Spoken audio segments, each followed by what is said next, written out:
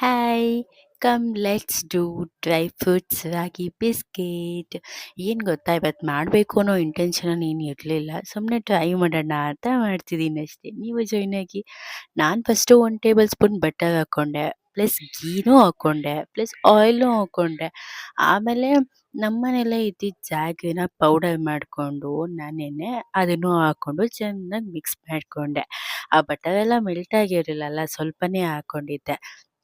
Next ಸ್ವಲ್ಪ ರಾಗಿ powder ತೊಗೊಂಡಿದ್ದೆ. ನಾನು ಫಸ್ಟ್ ಟೈಮ್ ಮಾಡ್ತಿರೋದಲ್ವಾ, ಸೊ ನನಗೆ ಎಷ್ಟು ತೊಗೋಬೇಕಂತ ಗೊತ್ತಾಗಿಲ್ಲ. ನಂಗೆ ಎಷ್ಟು ಬೇಕೋ ಅಷ್ಟು ತೊಗೊಂಡೆ. ನೆಕ್ಸ್ಟ್ ಸ್ವಲ್ಪ ವೀಟ್ ಪೌಡರ್ ಹಾಕ್ಕೊಂಡೆ. ಗೋಧಿ ಹಿಟ್ಟನ್ನ ಹಾಕ್ಕೊಂಡು ಚೆನ್ನಾಗಿ ಮಿಕ್ಸ್ ಮಾಡಿಕೊಂಡೆ.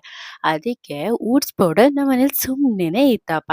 ಅದನ್ನ ಇನ್ನೇನು ಮಾಡೋಣ, ಯೂಸ್ ಮಾಡೋಣ ಅಂದ್ಕೊಂಡು ಯೂಸ್ ಮಾಡಿಕೊಂಡೆ ಅಷ್ಟೇ. ಅದು ನಿಮ್ಮಿಷ್ಟ, ಹಾಕ್ಕೊಂಡ್ರೆ ಹಾಕ್ಕೋಬೋದು, ಇಲ್ಲಾಂದರೆ ಬಿಡ್ಬೋದು.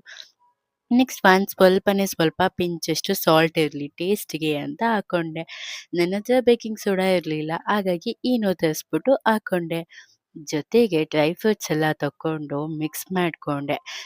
ಪಿಸ್ತಾ ಬಾದಾಮ್ ಎಲ್ಲ ಇದ್ದಿದ್ದರಿಂದ ಸೊ ನನಗೆ ಹಾಕ್ಕೋಬೇಕು ಅನಿಸ್ತು, ಹಾಕ್ಕೊಂಡೆ. ಚಾಕ್ಲೇಟು ಇತ್ತು, ಸ್ವಲ್ಪ ಹಾಕ್ಕೊಳ್ಳೋಣ ಹೆಂಗಿರುತ್ತೆ ನೋಡೋಣ ಅಂದ್ಕೊಂಡು ಹಾಕ್ಕೊಂಡೆ. ಚೆನ್ನಾಗಿ ಮಿಕ್ಸ್ ಮಾಡಿಕೊಂಡೆ.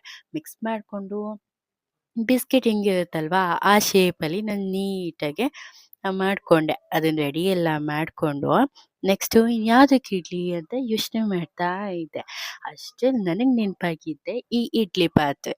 ಅದಕ್ಕೆ ಚೆನ್ನಾಗಿ ಆಯಿಲ್ ಹಾಕ್ಬಿಟ್ಟು, ನಮ್ಮಮ್ಮ ಯಾವಾಗಲೂ ಮಾಡ್ತಿದ್ರಲ್ವ ಇಡ್ಲಿನ, ಅದನ್ನ ನೋಡ್ಕೊಂಡಿದ್ದೆ. ಹಂಗೆ ಮಾಡೋಣ ಅಂದ್ಕೊಂಡು ಇಡ್ಲಿ ಒಳಗಡೆ ಅಲ್ಲಲ್ಲ ಇಡ್ಲಿ ಪಾತ್ರೆ ಒಳಗಡೆ ಹಾಕ್ಕೊಂಡೆ.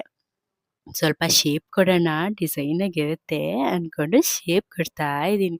ಅದಕ್ಕೂ ಸ್ವಲ್ಪ ಡ್ರೈ ಫ್ರೂಟ್ಸ್‌ನ ಮೇಲ್ಗಡೆನೆ ಉದುರಿಸ್ಕೊಂಡೆ. ಉದುರಿಸ್ಕೊಂಡು ನಾನು ಆಲ್ರೆಡಿ ಇಡ್ಲಿ ಪಾತ್ರೆನ ಬೇಯಕ್ಕೆ ಕೂಡ ಇಟ್ಬಿಟ್ಟಿದ್ದೀನಿ. ಯಾಕಂತಂದರೆ ಅದು ಸ್ವಲ್ಪ ನಿಧಾನ ಅಲ್ವಾ ಬೇಯೋದು, ಅದಕ್ಕೆ ಇಟ್ಟೆ. ಇಟ್ಬಿಟ್ಟು ಮೀಡಿಯಮ್ ಫ್ಲೇಮಲ್ಲಿ ಸ್ವಲ್ಪ ಬಿಸಿ ಇತ್ತು, ಪರವಾಗಿಲ್ಲ ಅಂದ್ಬಿಟ್ಟು ಇಟ್ಕೊಂಡೆ. ಅದನ್ನ ಇಟ್ಕೊಂಡು ಕ್ಯಾಪ್ ಕ್ಲೋಸ್ ಮಾಡಿಕೊಂಡೆ. It is ready. Come let's heat.